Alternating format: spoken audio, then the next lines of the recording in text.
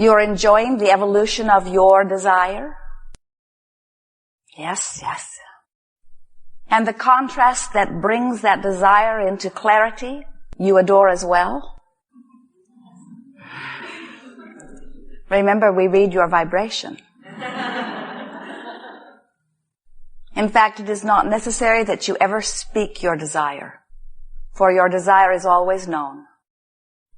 And your known desire, which you are continually amending, it's the nature of the time-space reality in which you are focused, as that continual desire is continually amended, Source continually recognizes and continually answers to perfection.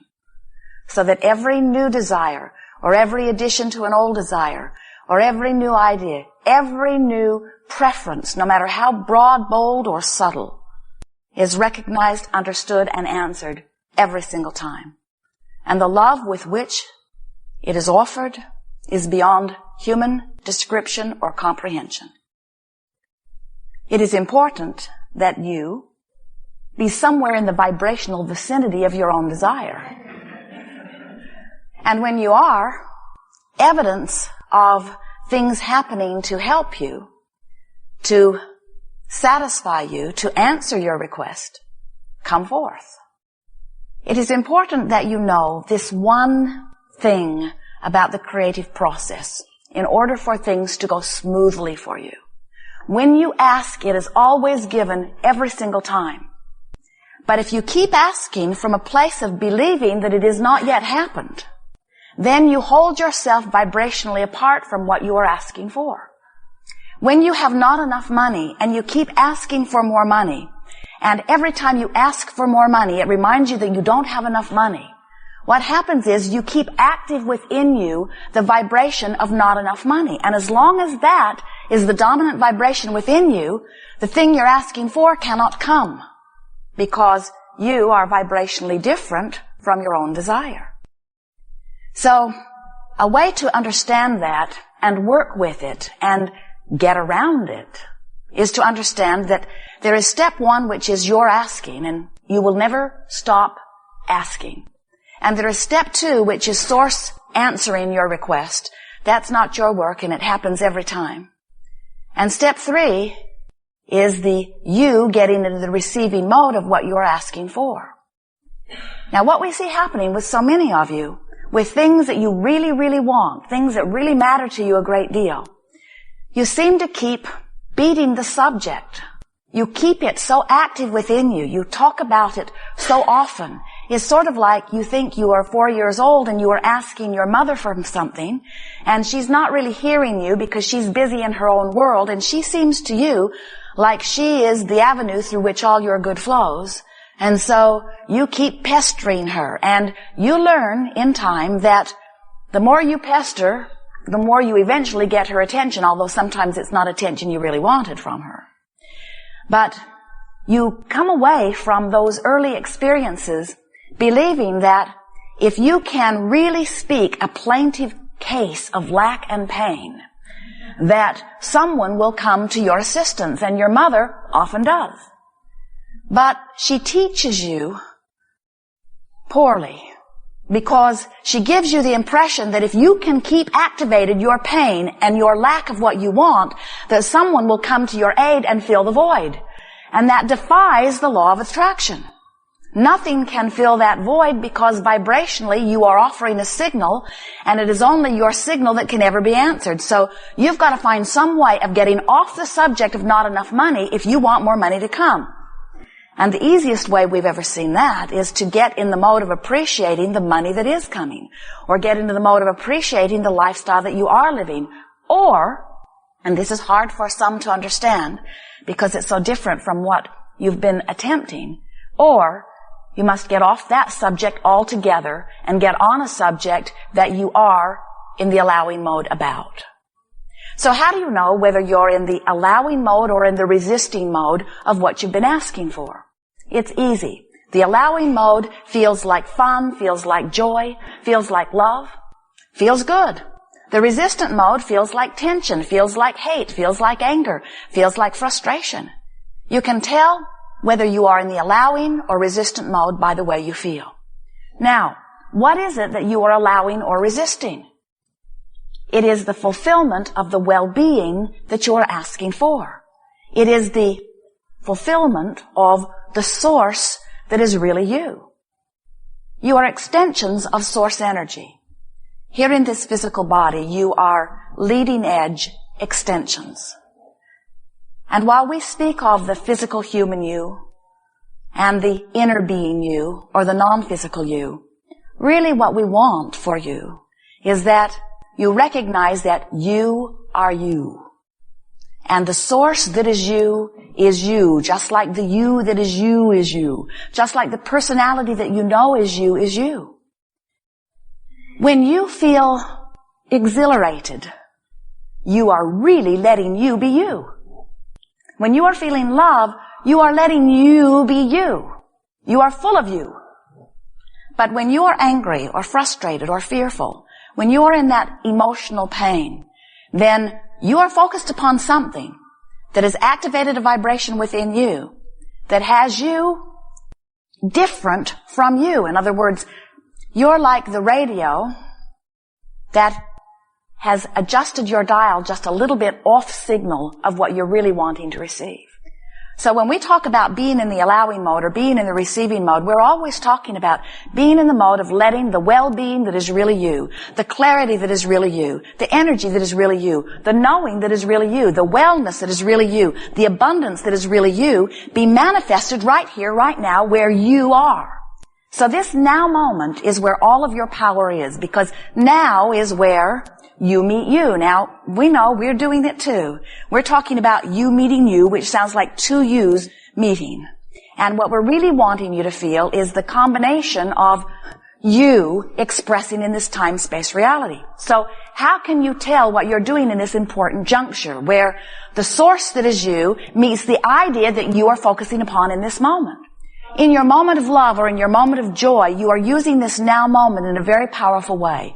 Because in this now moment, you are choosing a thought which activates a vibration within you that causes no resistance, so you are fully allowing you to flow. And under those conditions, you thrive. Under those conditions, you line up with circumstances and events that help you to accommodate a comfortable, joyful, provocative, interesting unfolding that satisfies all of the things that you've been asking for. So the contrast of your time-space reality is such a wonderful thing, because the contrast inspires, you often say provokes, we say evokes, you say provokes, we say inspires, you say prods. The contrast inspires you to this clear new desire. And sometimes you're in the midst of something that feels so bad, and out of it you're shouting, no, I do not want this. But every single time that you are in the place where you are clearly knowing what you do not want, whether you can speak the words in a positive way or not, you are shouting to the universe what you do want. And Source hears every bit of that. But then you gotta find a way to, as quickly as possible, get out of the screaming for what you are wanting mode from the place of not letting it in, into an allowing place. Meditation is the ultimate allowing place because you quiet your mind so there is no contradictive thought. Appreciation is a tremendous allowing space because in appreciation you are lined up with that which is your source. As we're moving forward here today, we'll talk about all kinds of different things that you might do to get more into the allowing mode. And we can't think of anything that is more beneficial for you to practice or to hear or revisit, because as deliberate creators, you are continually coming to clarity about what your preferences are. But quite often, you are not a vibrational match to the very preferences that you have preferred. So that's why we are calling this gathering the art of allowing, because that is really where your emphasis is.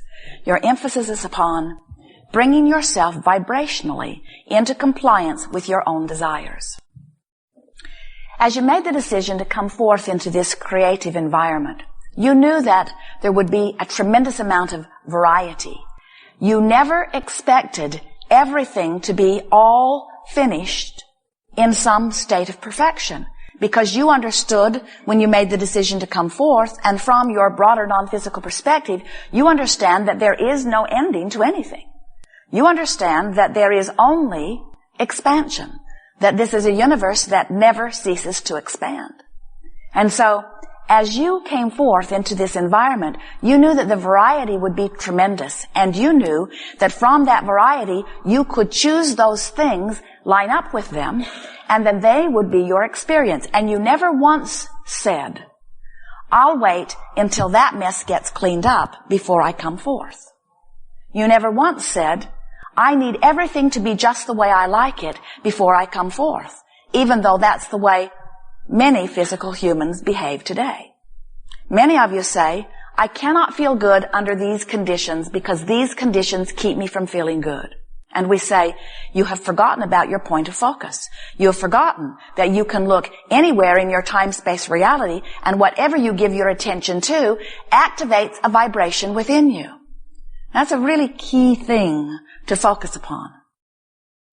Whatever you are giving your attention to activates the same vibration within you. And when you activate a vibration within you, that becomes your point of attraction. It becomes your point of allowing. So, when you think about the subject of money or dollars, does it feel like fun and adventure to you? Or does it feel like worry and struggle? You can tell right away which way you lean. When you think about your dominant relationship, does it feel life-giving? Does it feel full and expansive? Does it feel good to you? Or does your dominant relationship feel like struggle or bondage? You can tell which way you lean. When a subject comes up, you've got to think about it. And you're going to think about it where you have practiced it most. And by most, we do not mean if I've thought this thought that didn't feel good for 10, 20, 30, 40, 50 years, and now today, I don't have access to any other thoughts because I've thought that most, and I might not have 50 more years to turn it around. It's not like that. It's that somehow, right now, you have to find a way of deactivating that troubling thought by activating another. As you begin to choose thoughts on that subject or off of it that feel good, what begins to happen is, little by little, and we're not talking about a long period of time, you can do it in 30 days on any topic, it is our promise to you. You can change what is dominant within your vibration, and therefore change your point of attraction, and therefore change the way your life unfolds. There is nothing that is out of bounds.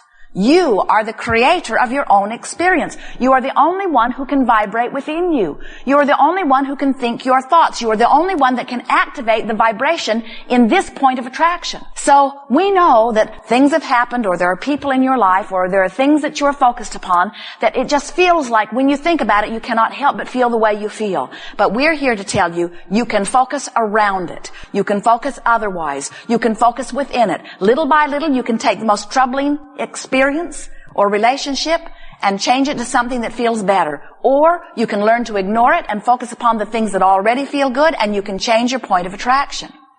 This is the big thing to know about step 1 and step 3. Let's say you don't have enough money. Let's say you're really worried about it. Let's say the bills are piling up.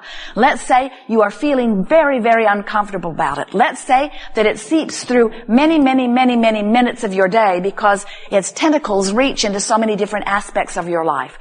So there you are in this very uncomfortable place on that subject. You could pet your cat on a regular basis, and while you're petting your cat, you're not doing that resistant thing. You could meditate for a little while, and while you're meditating, you're not doing that resistant thing.